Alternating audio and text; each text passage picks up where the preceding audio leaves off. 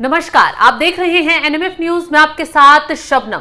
रूस ने पाकिस्तान को बुरी तरह पटकनी दे दी है। उसके फर्जी दावों और झूठ पर पाकिस्तान को बुरी तरह बेनकाब कर दिया है और एक बड़ा झटका देते हुए बाकायदा बयान जारी करते हुए कहा गया कि रूस जो है पाकिस्तान के साथ कोई ना तो आर्थिक लहजे पर कोई समझौता कर रहा है, ना कोई आगे रणनीति बना रहा है, बल्कि पाकिस्तान की तरफ से एक झूठ फैलाया जा रहा है भारत और रूस के रिश्ते खराब करने के लिए। झूठ क्या फैलाया जा रहा था? पाकिस्तान की तरफ से कहा जा रहा था कि इस्लामाबाद और मॉस्को में बातचीत हो रही है, आर्थिक मोर्चे पर दोनों के बीच एक डील होने वाली है, स्टील की मिलें स्थापित करने के लिए रूस कदम आगे बढ़ा रहा है। अब ऐसे में जैसे ही ये खबरें वायरल हुई, तुरंत रूस मैदान में आया और शहबाज शरीफ से लेकर झूठी खबरें फैलाने वाले पाकिस्तान के तमाम नेताओं को उधेड़ने का काम कर दिया।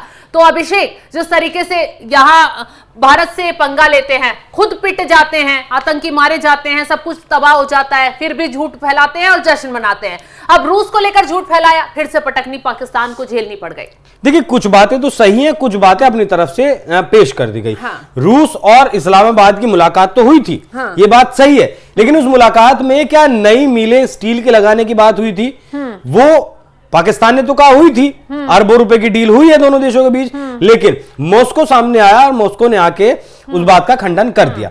अब देखिए, ये मतलब दोनों देशों के पहली बात तो आपको रिश्ते समझने की जरूरत है। हाँ। कि आखिर क्यों है। लेकिन उससे पहले मैं आपको एक बात बता दूं, यहां जो पाकिस्तानी आर्मी का जो मीडिया सेल है, आईजीपीआर शायद, वो एक अलग से अपना पूरा मीडिया विंग चलाता है।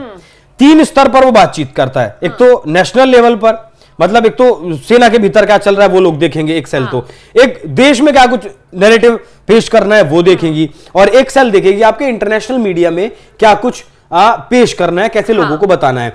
अब देखिए कि लोग इस मामले में एजेंडा फैलाने में इतने ज्यादा मजबूत हैं कि 60 देशों की मीडिया इनके साथ काम करती है। अच्छा। पाकिस्तान के जो हैकर्स हैं, मतलब पाकिस्तान में एक यूनिवर्सिटी है, मैं उसका नाम भूल गया हूं शायद, उससे ये छात्रों को चुनते हैं। उन छात्रों को ये हैक करना, प्रोपेगेंडा फैलाना, उस चीज की प्रॉपर ट्रेनिंग देते हैं और प्रॉपर बाकायदा उन्हें नौकरी पर रखते हैं। ये कई देशों के लिए काम करते हैं, तभी 60 देशों की मीडिया इनसे जुड़ी हुई है।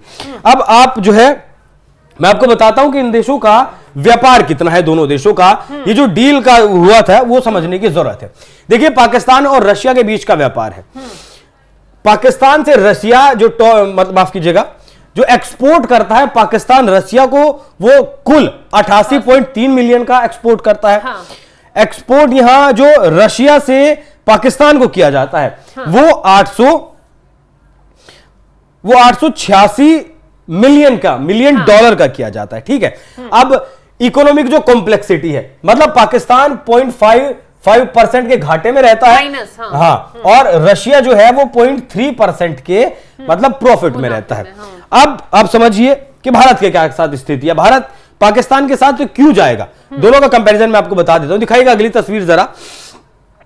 भारत और रशिया के बीच में लगभग, ये 2023-24 का आंकड़ा है, 23-24 का आंकड़ा है, 65.7 बिलियन अमेरिकी डॉलर का रिकॉर्ड, मतलब दोनों देशों के बीच बायलैटरल व्यापार हुआ था। भारत से रूस को 4.26 बिलियन अमेरिकी डॉलर का निर्यात, और रूस से, मतलब रूस से जो भारत खरीदता है उसकी कीमत है 61.4 अमेरिकी बिलियन डॉलर। यहां आप और आसानी से देख सकते हैं कि कुल व्यापार जो है वो 65 अमेरिकी बिलियन डॉलर का है। भारत ने रूस से 4.26 बिलियन अमेरिकी डॉलर का निर्यात किया, और रूस ने 61.4 बिलियन अमेरिकी डॉलर का आयात किया है। यह रिकॉर्ड पर पहुंचा है। रिकॉर्ड पर क्यों पहुंचा है? क्योंकि 2022 में जैसे ही रूस और यूक्रेन युद्ध के मैदान में आए, उस वक्त अमेरिका ने बहुत सारे सैंक्शंस लगाए थे, रशिया के ऊपर।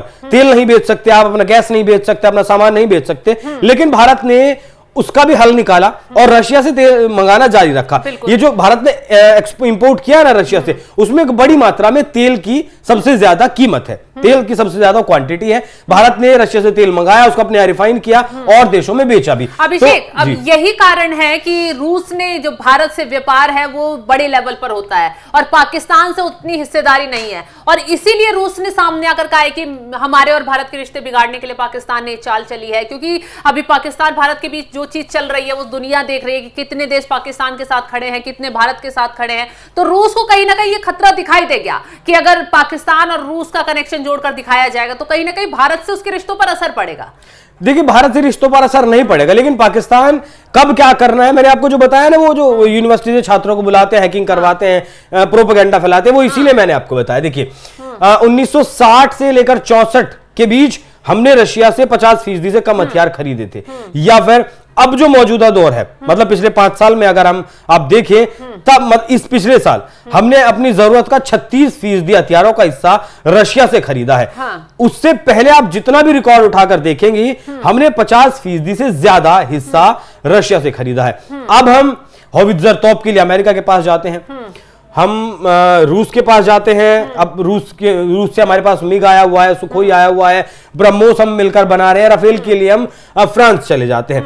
तो ये जो व्यापार है ना, हथियारों वाला जो व्यापार है, वो भारत और रशिया के बीच कम हुआ है। उसी मौके का फायदा उठाना चाहता था पाकिस्तान, और इसीलिए उसने प्रोपेगेंडा चलाया था, लेकिन ये प्रोपेगेंडा रशिया ने आकर ध्वस्त कर दिया। ये जो थोड़ा सा मतलब फटाव पैदा हुआ था कहे, या फिर भारत ने सोचा था कि जो मेरे लिए सही है, जो हमारे लिए सही है, वो ही हम करेंगे, वो वाली बात आप कर सकती हैं। इसलिए पाकिस्तान ने एजेंडा चलाया। बाकी इस बात में कोई दम नहीं है, क्योंकि रशिया ने आकर इसका सारा खंडन कर दिया। अब जो इतना बड़ा व्यापारिक साझेदार है रशिया का, उसके साथ उसको छोड़कर कैसे आप रशिया के साथ जा सकते हैं, जबकि पाकिस्तान के साथ चीन तो है ही। बिल्कुल, पाकिस्तान के साथ चीन तो ही, और चीन और रशिया भी आपस में बहुत अच्छे मित्र हैं। हालांकि दोनों लड़ चुके हैं, रशिया और चीन पहले, वो एक अलग बात है। लेकिन मैं आपको बताऊं, ब्रह्मोस, सुखोई और मल्टीपल रॉकेट जो लॉन्चर्स हैं, मिग है, S-400 है, ये सारा जो हथियार है, ये सारा जो हथियार है वो रशिया से हमारे पास आते हैं। और इसी रिश्ते में जो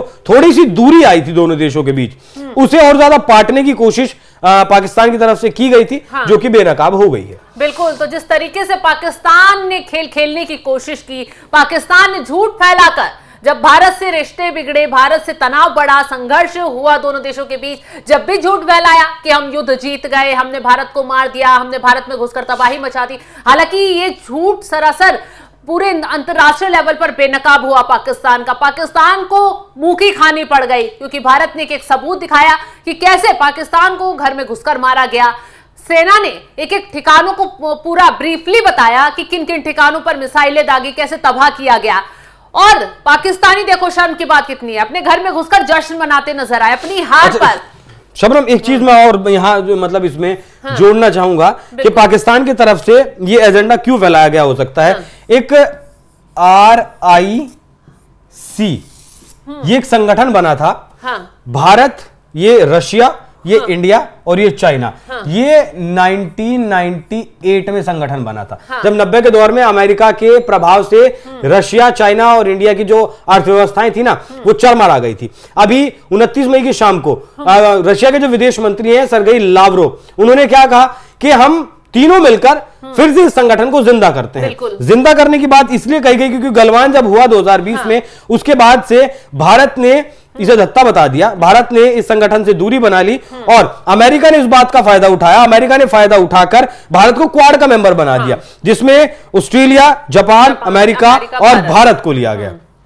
वो लालच दिया गया जिससे कि रशिया से दूर किया जा सके भारत को, और कुछ हद तक वो कामयाब भी हुआ। क्वाड की बैठकें लगातार चलती भी रही, और 2020 के बाद से RIC जो था, जिसे ट्राइकोआ भी कहा गया, उसकी बैठकें नहीं हुई। तो पाकिस्तान को शायद ये भी लगा होगा कि ये अच्छा मौका है, जब ये दो देश नजदीक आने की कोशिश कर रहे हैं, तब इस तरीके की अफवाहें फैलाई जाए, एजेंडा फैलाया जाए, जिससे कि फिर से जो देश हैं वो दूरी पर चले जाएं।